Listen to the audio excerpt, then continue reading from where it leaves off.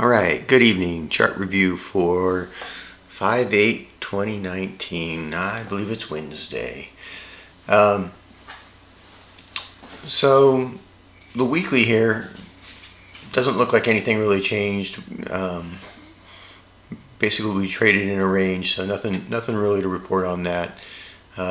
Daily, you can see that we didn't even test the bottom down here, and we just basically, this is just a big inside bar. You can do see that it did come down and basically rest across the top of this node and bounced up and kind of moved into this gap right here, which would be the top of this node. The low volume nodes are usually the trading spots between opposing candles. Like you've got the top of this one and the bottom of that one, so that's why you see a lot of pivots in the low volume nodes, so just keep that in mind. This is where we opened, and this is basically where we're at right now, so a little bit of a green day in some respect. Volatility stayed pretty much the same and a little less volume today. 60-minute, this is where we pretty much open. You can kind of see that it traded up here into the top of that node and then came back down and worked itself way across, and it's basically testing the top of the big volume node, and then it kind of fell back. On the intraday, so this was pretty much the open over here, 7:30. It was trading down. Basically, my lines weren't doing very well. On the downside, didn't quite make this target. Kind of down here. It was definitely bouncing across the top here. Blew through another one right here. Came back, never even touched it. So I was a little bit disappointed, but it finally kind of got in the groove over here where it started to get into the levels, and there was definitely a level in here that I missed all the way across, and that was kind of hurting me that I didn't have a level there. I could see it afterwards, pretty much at this point with the opposing pivots here, and knew that there was a level in there, but for some reason I didn't capture that pre-market at that point. But a lot of trading in the levels here. You can see that the other ones were basically playing out at that point. Just kind of wanted to look a little bit closer tonight at this trading right here.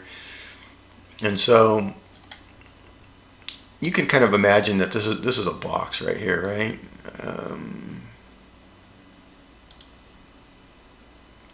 That's kind of the top of the range. That's the bottom of the range. You've got a box. You've got a profile. You break out of the box. It moves up, moves away, comes back, and it tests the top of this pivot right here. If it was a little bit weaker, it probably should have traded right down into here. This was pretty much the top of this volume node, and you can see that's basically where the volume kind of starts here. There wasn't much volume in this little tip right here, but it starts to show up here, and that's where you get this particular pivot when you come back to it at that point. And so that was kind of the bottom of that range, and so if you were to move Mr. Box here, and you kind of get this little box going here, right? And this is now your range. And if I find wherever this guy is,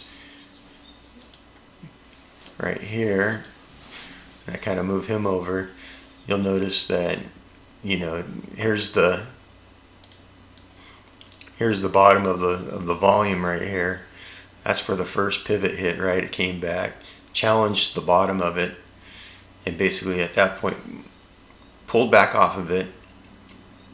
It actually had bounced off the top of this pivot, which this one didn't quite make, right? This one tested the top of this, and then when it came back down, this tested the top of this, and this one was working to test pretty much the bulk of this volume down here. And then so after your pullback, right, your initial hit right here came back, it was a little bit more weak, but then it comes up and trades to right here. And if you're to look over, there's a shelf of volume.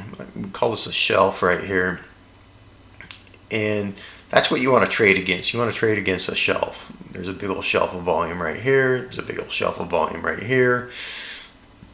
Nice big shelves like that means that somebody basically put a line in the sand at that level compared to the rest of the levels and said, hey, I'm going to defend this place.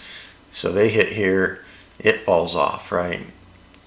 Goes all the way back down, makes like a weak attempt to bounce off the top of this little volume node, right? Goes down, tests the bottom of this node, finds its support. It's the bottom of this node over here too. Takes off. Basically this would be a volume node here too. It hits the top, bounces, and it's gone. And after you've kind of tested that shelf, right, you've kind of worn some people away, you can see that it paused right here as it came up.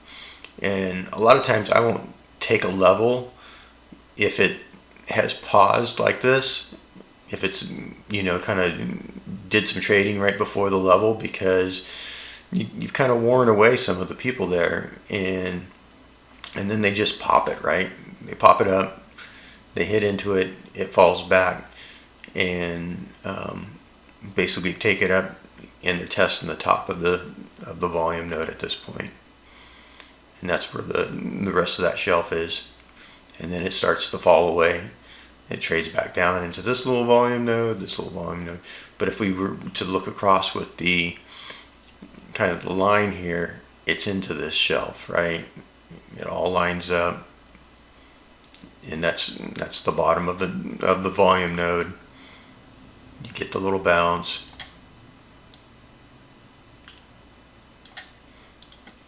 And it's basically trying to work its way in. It just kind of trades right there.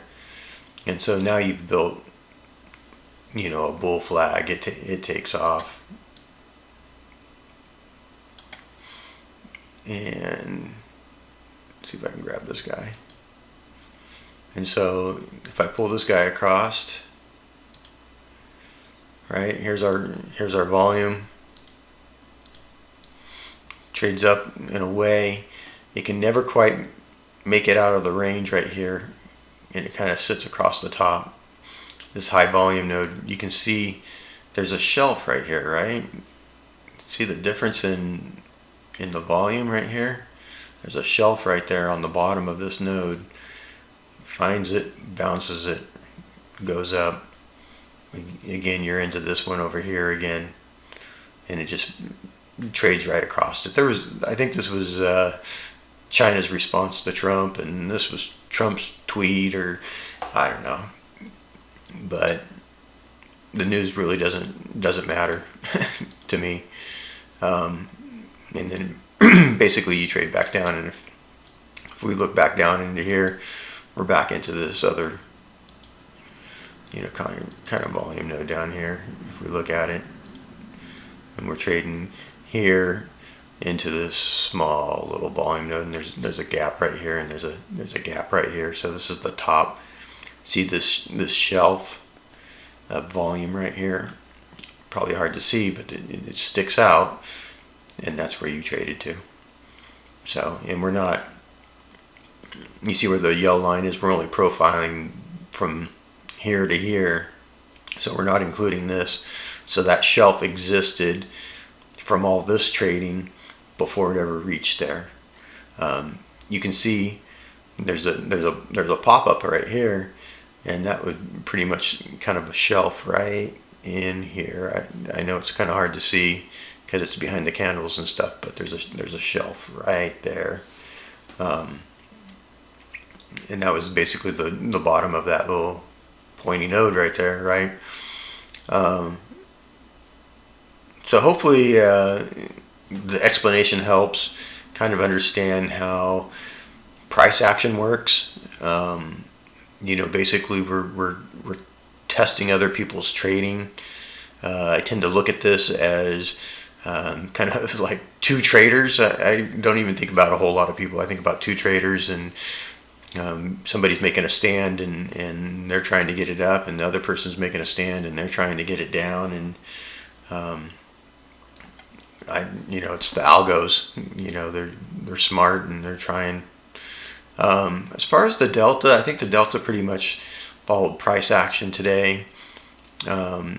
This was an amazing buy. You could tell that this was all algo driven right here, as they put, I think, 10,000 contracts easily right here into this up move. I didn't really see anything that kind of gave any good hints. The action was pretty close to the line, but some of the hints that I always say is, if you get underneath the line and you come back to the moving average, there's usually a trade kind of corresponding to the visit back to the moving average. If it's weak, it's going to continue on.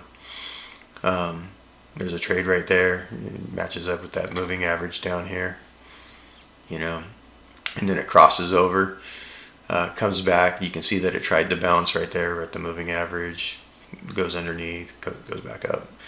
But last thing, is there anything to show you on the larger time frame that I can see? So if so we're profiling some of the volume, right? And right now we're underneath this node. We're filling out this node right here, so you could break either way at this point, to the upside or downside. Upside, you've got definitely more current resistance, and so by morning you could be up against this shelf right here, testing this and being held right in there. So that's 2907. So keep that number in mind for the morning, 2907, and see where we go at that point. Up here would be a good. There's like two locations right here. Right here, this would be like probably a good little short area. You definitely have this pivot right here, but you've got this gap right here, which corresponds with this pivot, and I really like that one right there. There's a big shelf of difference right here, which makes it stand out, and I like that. So just something to keep in mind. Symmetry. So this morning I had kind of, I think, drawn in before the market this swing, maybe, I don't know, it was right in here, but I wasn't really digging this, and what I noticed was that there was a midline. There was definitely a solid midline, and so I kind of drew in another, this is basically a fib with just a 50%, and cut it in half, and basically it's that thing right there. And if I grab this and pull that up, and I know it gets really messy, but no other way to really kind of show you that all the levels kind of work at that point. So it started really hitting these levels really well, right here, here, here. Usually on the first touch, usually is a really good one, like right here, back up over here. Right here, you definitely could have scalped out. It came back. You didn't take too much heat here. 28.8350. You took 0.3 ticks or 3 ticks of heat right there for that. Again, it travels back up. This was a good little spot. Back down across. So Price just kind of travels in a range, and if you get the ranges going across and they start to match and have symmetry, you get the confluence of the tips and the tops of the price action, the bottom of the price action. They travel across the tops and bottoms, and you get that nice little symmetry going on. It can certainly help you to at least pick the right locations to put on a trade. It can give you a little bit higher odds. You never have better than, say, 60-40, right? 60 being the best odds that you can have. You just don't know who's trading, and whoever has the most money and has their finger on the buy or sell button, they're going to win. It doesn't matter what kind of technical analysis you do or whatever. The people with the most money, and whether they're willing to put the most risk on, they're going to win. So just keep that in mind. Your odds are never better than, say, 60-40, even with all the planning that you do. I think that's about it that I can think of. Questions, comments. Have a nice evening. See you in the morning.